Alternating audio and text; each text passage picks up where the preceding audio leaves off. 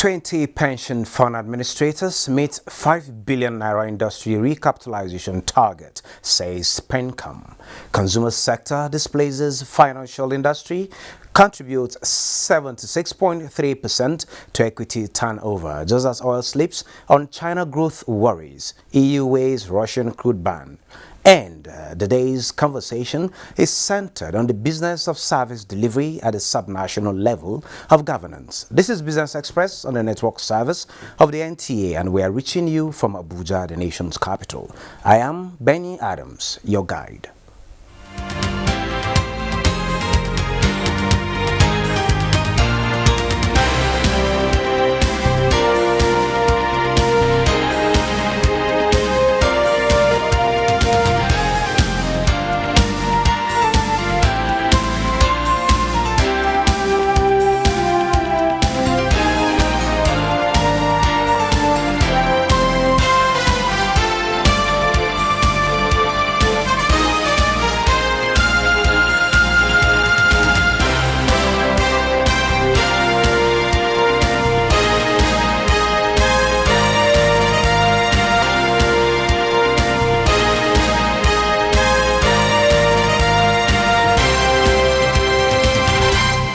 Eid Mubarak, and welcome to that time we talk business. I will start by telling you that the National Pension Commission, PENCAM, says 20 pension fund administrators have scaled through the 5 billion pension industry recapitalization exercise, which deadline was April 27, 2022. In a statement by PENCAM, all the PFAs have complied with the directive, although there were mergers and acquisitions in the process, which shrunk the number of PFAs from 22 to 20.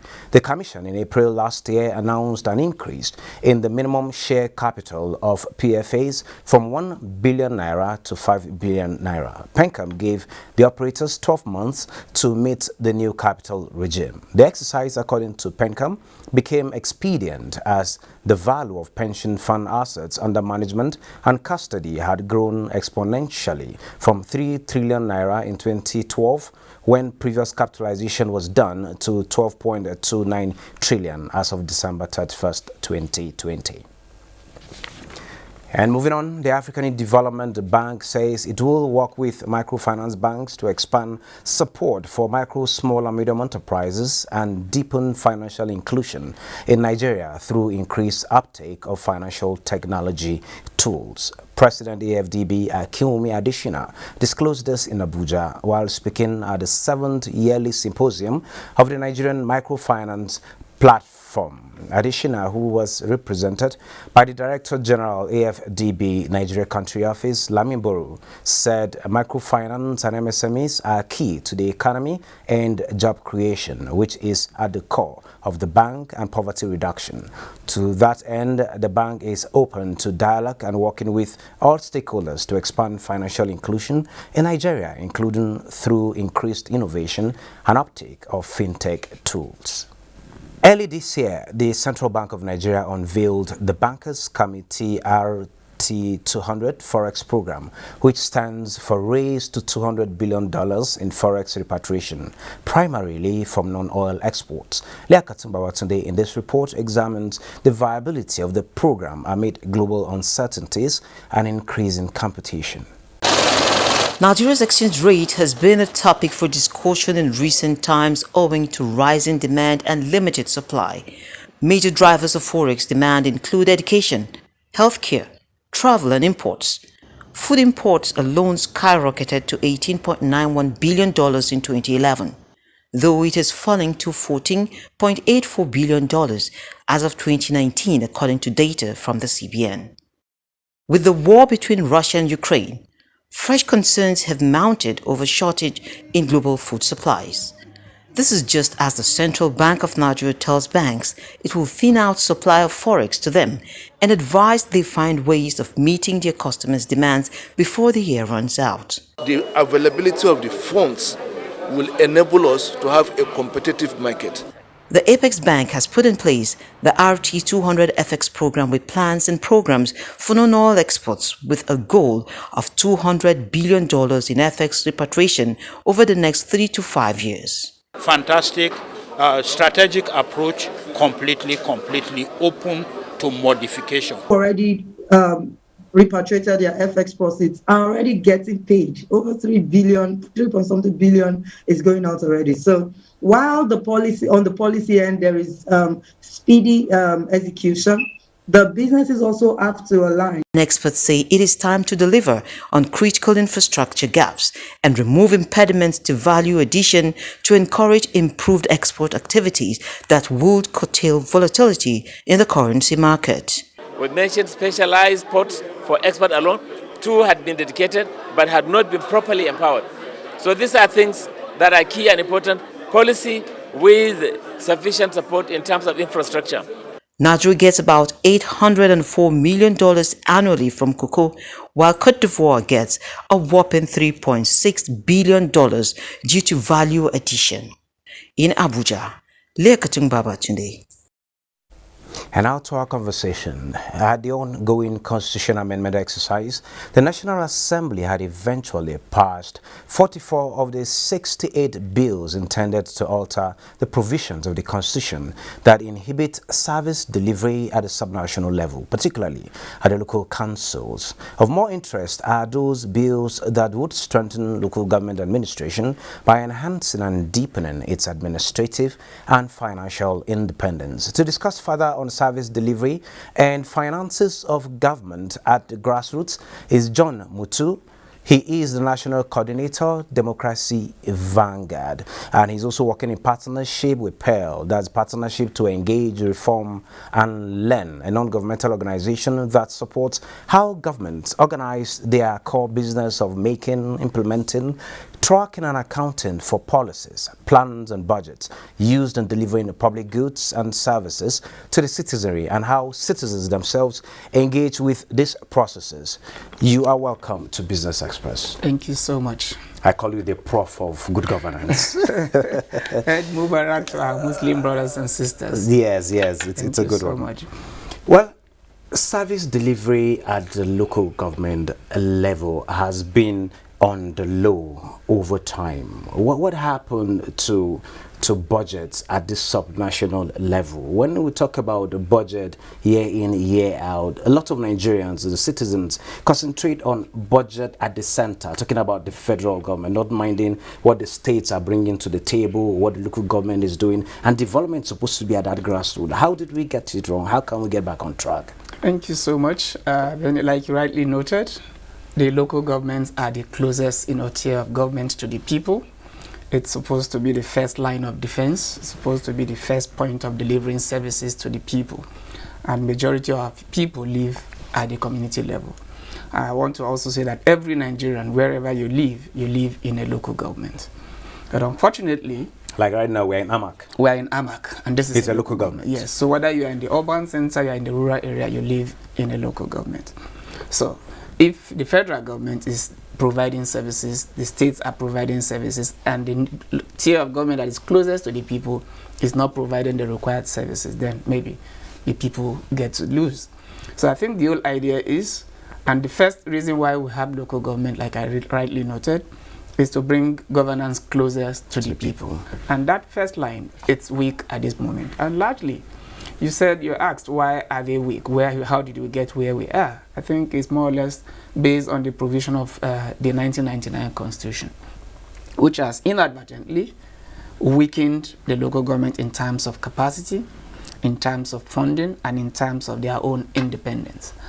If you remember, the Constitution as it is now created the Joint Account Allocation Committee, through which all monies meant for local governments are paid into.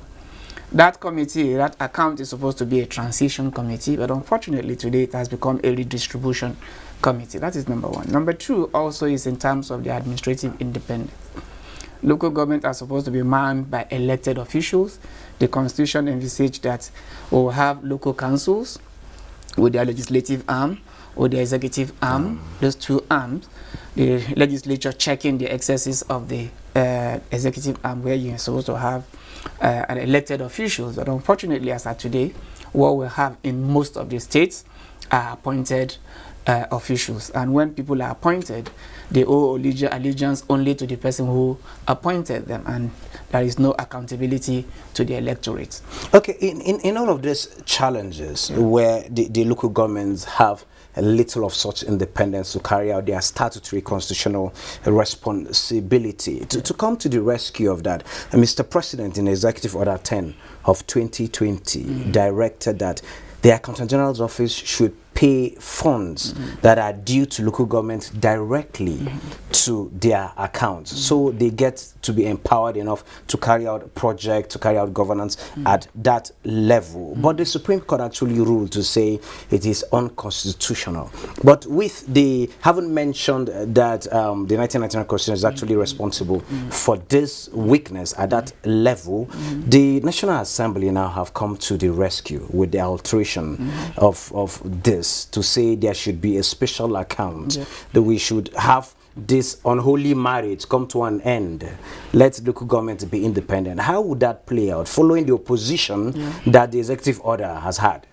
Okay, let me maybe make a little correction. Executive Order 10 specifically was devoted to the executive and the judiciary. Okay, it was, yes, it was an addition to the local government, which was more or less saying that monies meant for the legislature and the judiciary should be paid directly to them, and any state that refused to release monies meant for this year, the Accountant General should, from the Federation account, debit that. Yes. But the one that concerns the local government is the one issued by the NFIU, the National Financial Intelligence Unit, which specifically provides for direct funding to local governments, where monies meant for local government should be paid directly, and if any states tampers with those resources, they are going to. But unfortunately, the governors went to court, I remember, and up till this moment we've not seen much, even though there has been relative improvement across the country. Coming back to the issue, I think it's to address those challenges that the National Assembly, in their wisdom, have started maybe making proposed amendment to the Constitution to provide for direct payment. In essence, it tends to abolish the Joint Account Allocation Committee and asking all local government to create a special account through which the Accountant General will remit their monies directly to all the 706 local governments. I think that is the idea, but we also know that this is not the first time that proposal has been made. It was made during the third alteration. The state governments worked against it. It was also proposed in the fourth alteration. The governors and the state assemblies didn't really support that process. And you know, for any aspect of the Constitution to be amended, they require at least 24 houses of assembly voting in favor of it. Yeah. And from the grapevine sources, we know that even this time around, the state governors are not completely in favor, and they've given different reasons for that. So talking about reasons, they've said at some point that a lot of these local government councils are unaccountable. They don't get to manage resources. That's why some of these finances have to be supervised from that level. Do such argument hold water, and what do you think should be done? I think I remember before the 1999 Constitution, before now, you used to have local government getting access to their funds directly, and there were incidences of maybe teachers, especially workers not being paid for months, and teachers were going on strike at the primary school level. Nigerian Union of Teachers went on strike several times, and at the end of the day, the 1999 learning from that now maybe provided that joint account, and it was supposed to be an oversight account, a transitional where the government can now continue to oversee and monitor the utilization of these funds. But we have, in the last 22 years or thereabouts of the return to democracy, we have seen two extremes. One, when the local governments were autonomous, now that they are under the control of the state governments. The question we should be asking, which one fared better? If you ask me, I think the previous experience fared better. And if the governors are saying that the local governments are not accountable, are the state governments also accountable? Is anybody able to hold, who in Nigeria can specifically say that they know how funds are managed from the Joint Account Allocation Committee?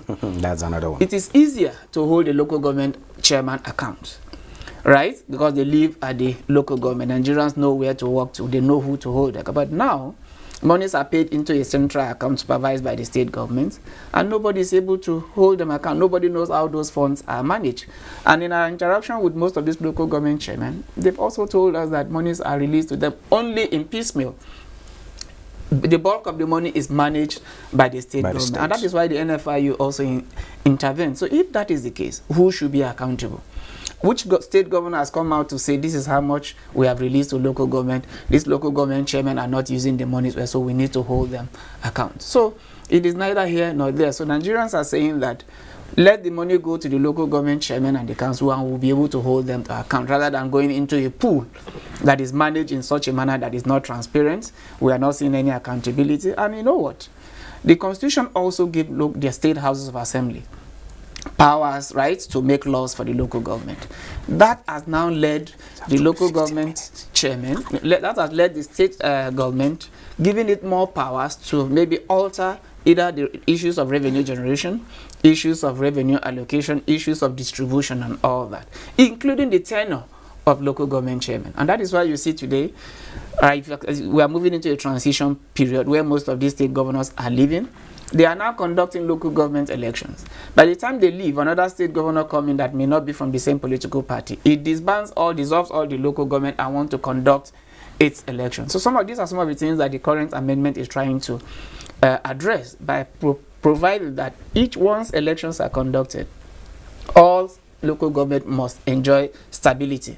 3 years minimum. Once you are elected, no governor can dissolve them until they go through their 3 years, except the council impeach those chairmen. Okay, at the level of amendments now, these bills are with the State House of Assemblies, requiring some level of voting before this bill becomes an act. How do you see this playing out in the Houses of Assembly? I think for the first time I have seen that the state assemblies are more willing, because they've also feeling the heat. Once the local governments are not functional, the next line of action is at the state assembly, because they are the representatives of the people. Most of the demands come to them, the pressure comes to them. If the local government is weak, the state government take most of the pressures. And that is why you see people migrating to the urban center where there is action, because the local governments are more or less dead. So because of that, they've also seen that it is better for this local government to be empowered. So to be fair to them, almost all of them have seen reason and they are willing to support this process. But like for what of time, before I let you go, how viable can the local councils be business-wise? So that we'll just stop depending hand in cap for money that comes from the federation account. Oh yes, the local governments are supposed to be also revenue generating centers. But unfortunately, most of that power has been taken over, has been usurped by the state government. So if they are not able to generate revenue internally, they are not also able to provide a conducive business environment for grassroots businesses, for private businesses and small medium scale industry at the community level. People will continue to suffer. So if you want businesses to grow at the grassroots, if you want the grassroots to be a business generating entity, a commercially viable entity, then you need to allow the machinery of government at that grassroots level to be functional. As of today, if you go to most of those local government headquarters, they are more or less glorified centers where nothing is happening. And if nothing is happening, then definitely businesses at the community level will also die. So once these local government authorities or local government are functional, you see businesses, commercial activity will also thrive because they provide policy direction that will help businesses to grow, including loans, soft loans to those business entities at the community level. And that is why, permit me to say, you see state government, the CBN, all intervening at the municipal level. Jobs that is supposed to be done by the council are now being done by states, done by the federal government. You keep hearing about constituency projects by federal lawmakers. It's all aimed at addressing the gaps at the community level.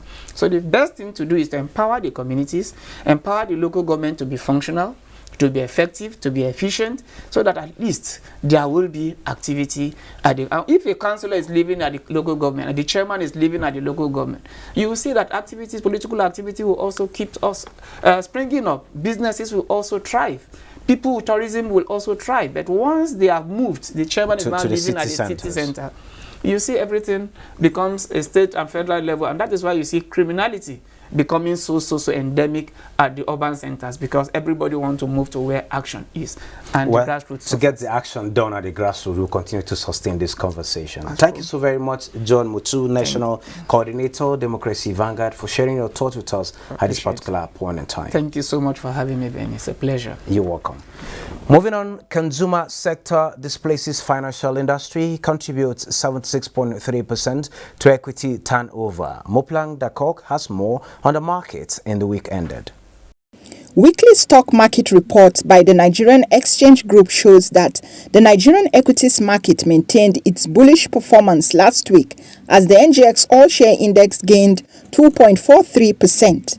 Market capitalization followed suit to close at 26.76 trillion naira. A total of 8.21 billion shares valued at 46.15 billion naira were traded in the week across 28,622 deals. The consumer goods industry led the activity chart in terms of volume of shares, with 6.26 billion shares valued at 29.31 billion naira traded in 5,225 deals. The financial services industry followed, while the conglomerates industry stood in the third place. Trading in the top three equities, Honeywell Flour Mills, FCMB Group and Transcorp accounted for 6.921 billion shares worth 27.95 billion naira in 2,237 deals.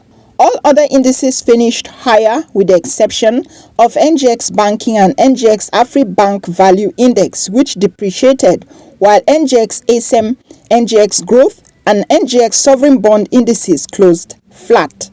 56 equities appreciated in price in the week, 26 equities depreciated in price, while 74 equities remained unchanged. Let's now join Nneka Oko for a brief look at the markets. European markets started the month of May on a weaker footing, with investors monitoring monetary policy, inflation data, and sharp moves on Wall Street. The German DAX was down 0.63%. The French CAC dipped 1.36%, while the UK's FTSE is closed for a public holiday. Stocks in Asia slipped this Monday, with data released over the weekend showing that Chinese factory activity contracted in April. In Japan, the Nikkei 225 closed 0.11% lower at 26,818.53. The Topix index dipped fractionally to 1,898.35, while markets in Hong Kong, China, Singapore, and Taiwan are also closed for a holiday. U.S. stock index futures were higher during early trading after the Nasdaq Composite Index posted its worst month since 2008. Futures contracts tied to the Dow Jones Industrial Average gained 0.43%. S&P 500 futures were 0.39% higher, while Nasdaq 100 climbed 0.45%. Meanwhile, African markets, like most stocks across the globe, were also closed for Eid holidays. Let's now see prices of commodities on the global market.